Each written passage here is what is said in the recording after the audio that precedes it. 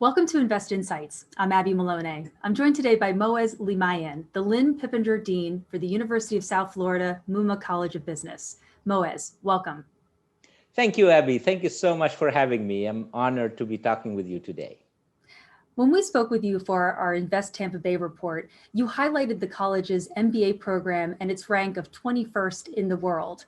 What do you feel are the primary factors driving this recognition, and how may the pandemic influence the direction of the MBA program? Yeah, thank you. Thank you for acknowledging our wonderful MBA program, Abby. I think there are probably many factors that will make for a great, timely MBA program. I would probably try to summarize them in two main factors. I would say the first one is the curriculum. So when I talk about curriculum, I talk about the relevance of the curriculum, the timing of the curriculum, but also the relevance and the quality, the overall quality. So that's the number one. You have to always be up to date. You have to offer your students the latest development in business. That's why they come. They want to learn. And the second important factor is the faculty, the professors who are actually transmitting the know-how to our students. And I can assure you that we're so blessed and so fortunate to have world-class faculty that cover all aspects of business. And together, they make for an outstanding program. And we're thrilled to see that we're being recognized with a very good ranking. The college has started a school on risk management. What is the vision and hope for this new offering? Yes, it's a school. It's our kid in the block, if you want. This is our baby school. It's very recent, but let me tell you, we're so excited about what we call RMI. That's our acronym for risk management and insurance. So let's just go back and say why. Why school on risk management and insurance? I can assure you that we have been approached by so many of our friends and partners and alums and members of our business communities in Tampa Bay and throughout Florida, especially in the insurance business. And they are crying for talent in this industry. It's an industry, that will not go anywhere. You always need to insure, right? You need to insure your car. You need to insure your house, among many other things. So I think it's an industry that is sound, that is very rich in terms of variety of different jobs. And we're just thrilled to work with our friends and stakeholders from this industry to put in place what we believe is a world-class curriculum on risk management and insurance. So hopefully we will be graduating a new breed of professional in risk management and insurance that will be great employees for and executives for this industry. And hopefully we will work together with our friends from this industry to make sure we meet their demands. And I really want to, I know the theme is in transformation, right? And looking back a little bit of the last few months with the pandemic, we all may remember the problems that we had having toilet papers and having tissue papers and many of these shortages. I can assure you that if you dig a little bit further, many of these issues could have been alleviated, at least with the right risk assessment, management, and mitigation. I'm a strong believer that risk management, risk mitigation will be a required know-how, skills, and capacity for every single business professional. So hopefully this school will be a timely answer to the need for graduating people with that know-how.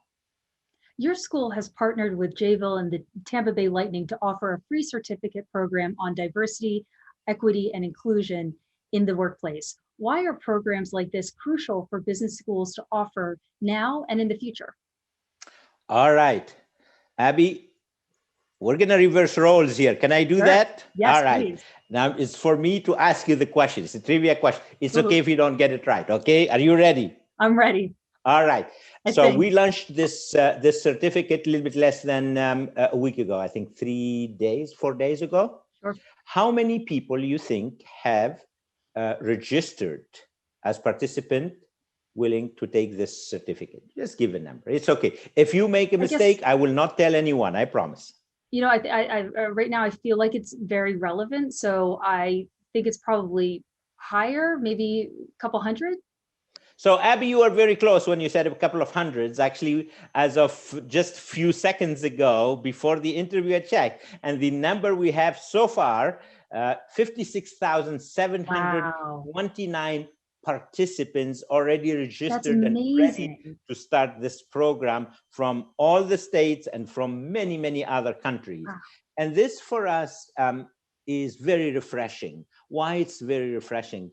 Because it shows that the content that we are providing and the program that will last 7 weeks, starting March 24th, is timely, relevant, and transformational.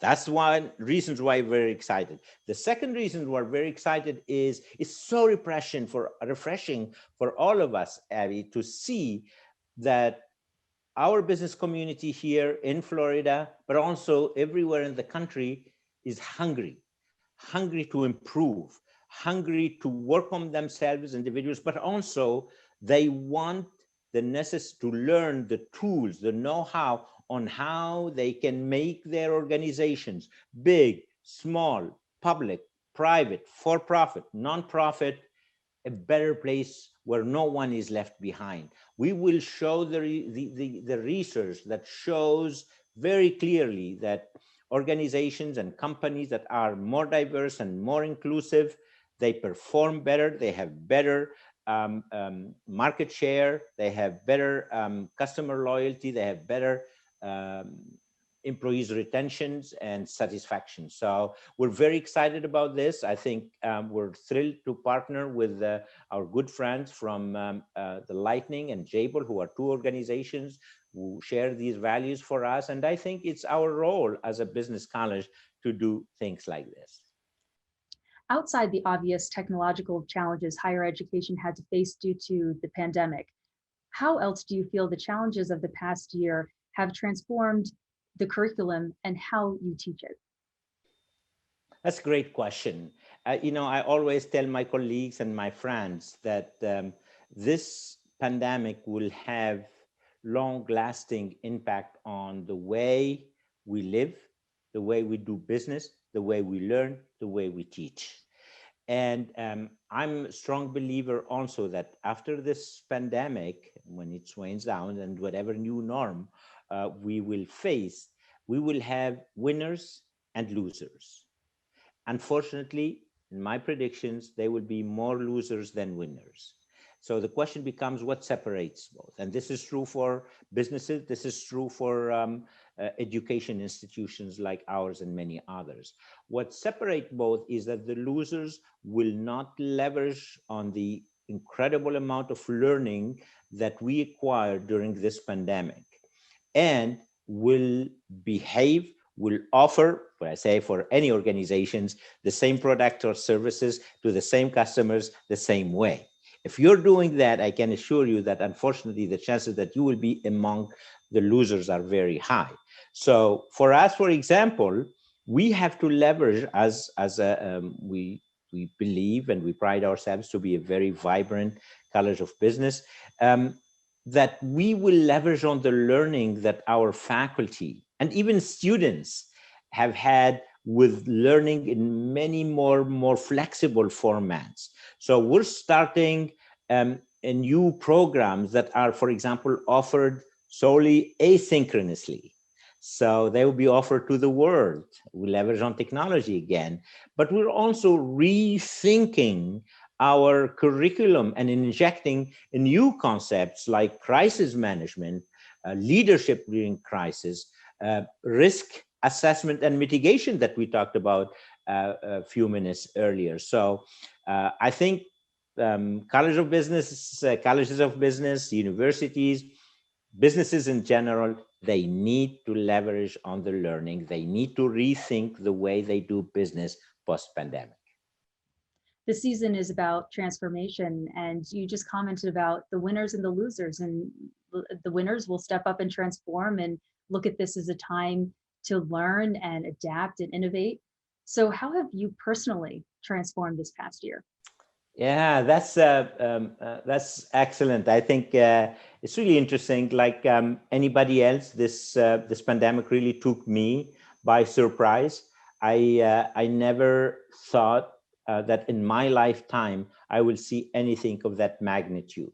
It was just, I'm still thinking, and sometimes I almost think are we in a movie, in a science fiction movie, or this is a reality? So this being said, it took a moment for me to adjust working from home. What I found the most challenging, Abby, is how do I am a person that my personality is very extrovert.